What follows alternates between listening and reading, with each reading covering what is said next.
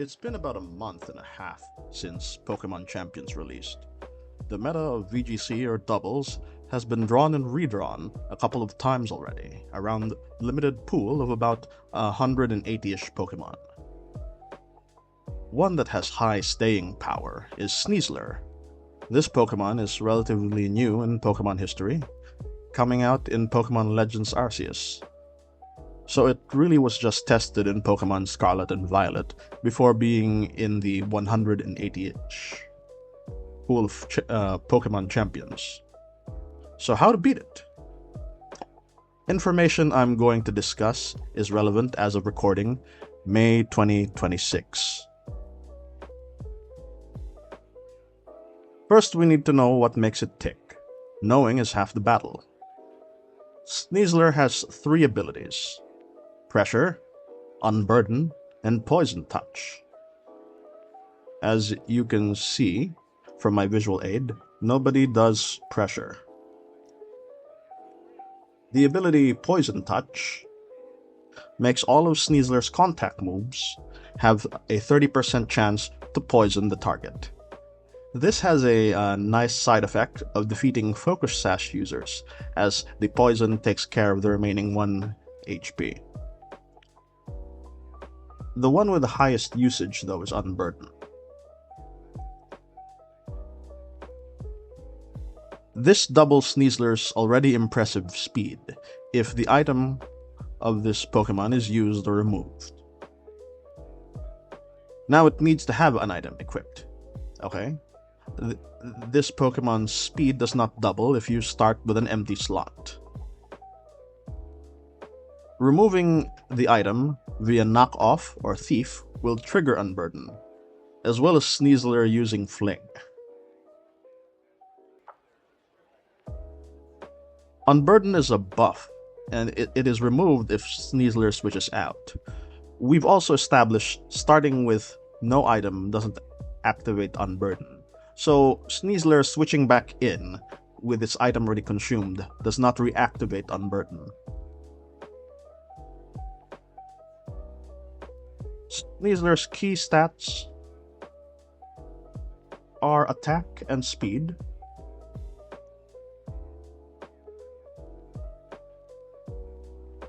Adamant gets you 200 attack, but your speed caps out at 171 or 72.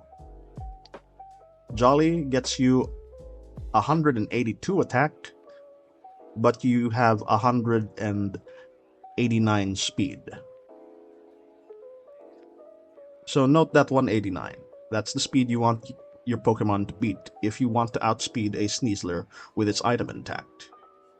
In metas past, 189 speed wasn't that fast, and Sneasler needed Unburden to keep up with it often using Focus Sash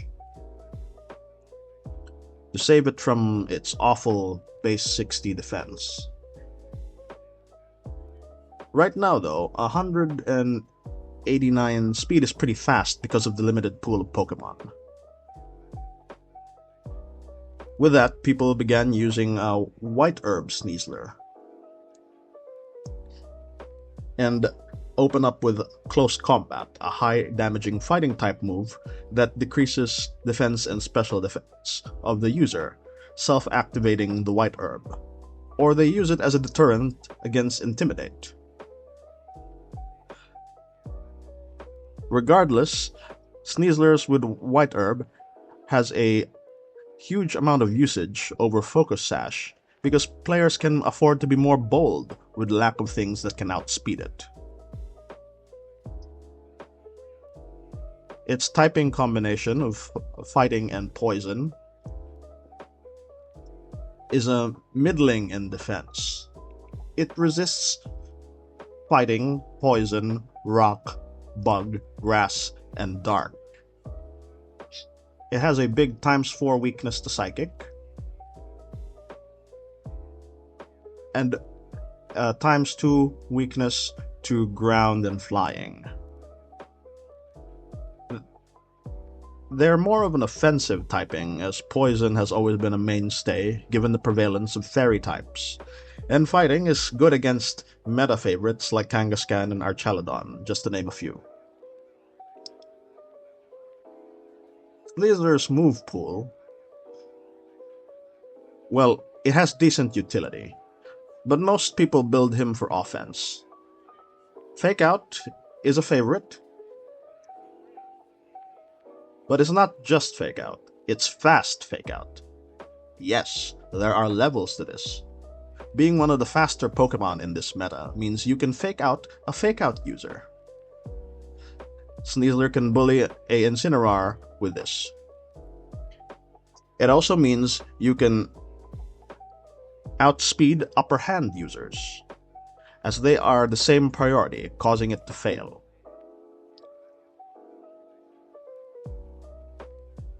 You have 2 stab moves in this kit. There's usually Close Combat. This fighting type moves 120 base power, makes it nuke anything that doesn't resist fighting, as well as Dire Claw. Its signature move, this base 80 poison type move, has a 30% chance to inflict poison, paralysis, and sleep. Individually, of course. This stacks with Poison Touch, giving a separate instance of 30% chance to poison.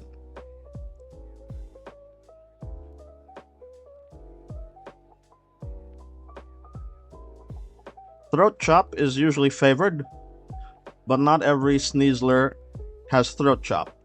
It has a niche ability to prevent the target from using sound-based moves for 2 turns. The train of thought here is to stop the user from using the user of Hyper Voice. Paired with Sneasler's speed, you can essentially make a Hyper Voice spammer skip its turn.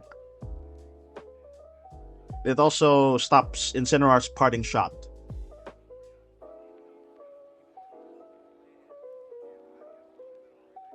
Note that due to Sneasler's awful defense, people don't bother giving him Protect. He's one of those glass cannon-ish Pokemon. That's why the standard set has 4 offensive attacks. I personally would use Protect for positioning, but your mileage may vary. Some other side options you might find on a Sneasler.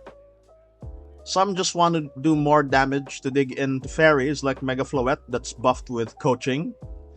And they would trade in their base 80 Dire Claw for the base 120 Gunk Shot. It's not ideal with the 80% accuracy, but it's either that or your team gets folded by Mega Floette. Some do Unburden Focus Sash with Swords Dance for a more hyper-aggressive style. And yes, the coaching partner of Mega Floette is a Sneasler. Some niche builds do Fling with King's Rock to emulate a second Fake Out, as well as trigger Unburden. We also have Rock Slide for some alternate coverage and a 30% flinch chance. U-Turn for scouting threats. Essentially, when they see a slower Pokemon on their opponent's side that the Sneasler would have trouble with, they would use U-Turn for chip damage and switch in a Pokemon that can handle it. It's useful for defensive plays, like you switch out for Sneasler for a Dark type that would normally be immune to Psychic moves. Sneasler has both Quick Guard and Upper Hand.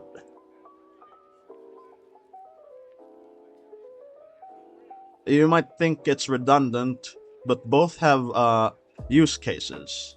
Upper Hand stops a single attack that uses a priority move, but fails against ghost types, so a Ceruledge can go through an Upper Hand when using Shadow Sneak, while Quick Guard can stop multiple priority moves and isn't hindered by ghost types. It just doesn't deal damage. This Pokemon also has Taunt, making it one of the better Pokemons that can stop Trick Room users.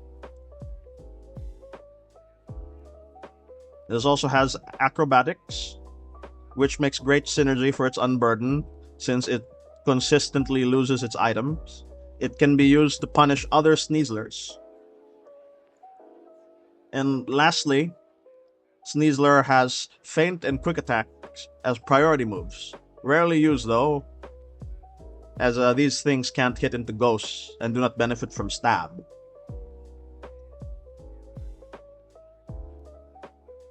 So we now move to Pokemon that are a good matchup against Sneasler.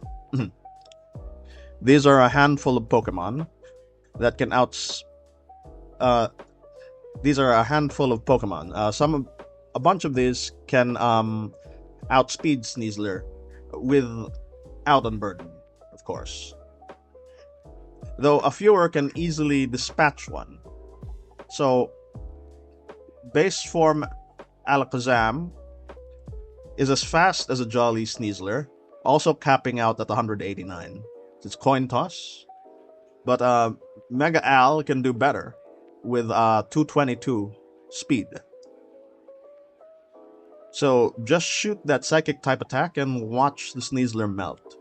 But of course it only works with the more popular White Herb Sneasler. The Focus Sash using variant can survive and activate Unburden, ensuring Mega Al's doom.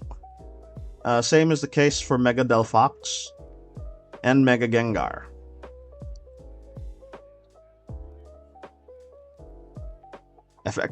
Effective only against a White Herb using Sneaslers, but will fall to the Focus Sash variant. As do most fast Psychic types that don't in this meta. The bulkier ones have a better matchup, as they can trade blows with Sneasler, but we also both Dragapult and Mega Gengar have a slight advantage by the virtue of the fact that they're immune to Fake Out and Close Combat, and both outspeed Sneasler without Unburden. But it's not 100%, as the Focus Sash variant and Throat Chop user still exists. The Slowpoke line are decent walls, especially the Galarian variants. Even a Throat Chop on a Sneasler will have trouble cutting through their bulk. Worth mentioning is Ariados. It won a huge tournament recently, and it was designated as a Sneasler wall, with the ability Insomnia to prevent a sleep proc from Darklaw. Its poison and bug typing resists Sneasler's stab, fighting, and poison moves, as well as being immune to the poison proc from Claw. The Rage Powder forces Sneasler to hit it, and String Shot, which hits for -2 speed on both opponents' Pokemon, can mechanically nullify Unburden and Tailwind. It can't kill Sneasler though, that's for its partner to do. Now that I touch on things that are good matchups, I will now discuss Pokemon that are hard counters that can KO Sneasler, or knock out Sneasler. We have Farigiraf. Its Armor Tail shields you from offensive priority moves, making your side immune to Fake Out. It also has sizable bulk that a Throat Chop from a Sneasler can't one-hit KO. It usually has Trick Room to nullify Sneasler's speed, and lastly has Twin Beam, a base 40 Psychic type attack that hits twice. This will nullify Sneasler's Focus Sash, and the ×4 weakness to Psychic guarantees a KO. We have Talonflame, base form Aerodactyl, and its Mega Form are also Sneasler's nightmare. All three outspeed it. The bird has 195 with Jolly Nature. The regular Aerodactyl does 200, while the Mega does 222. They have access to Tailwind, which nullifies the speed advantage of Unburden, and all three have dual Wing Beat. It's a flying type move that hits twice, leveraging ×2 weakness of Sneasler to flying, and it's awful base 60 defense. This eliminates the Focus Sash users as well. Lastly, we have Garchomp. Its rough skin guarantees to break any Focus Sash on a Sneasler. And if this Pokemon is paired with a Choice Scarf, it can do Fast Earthquake for ×2 damage. There are others, but the above mentioned are some of the better examples. Well, that's all I have to touch on with regards to Sneasler. Hopefully this information will improve your odds against them.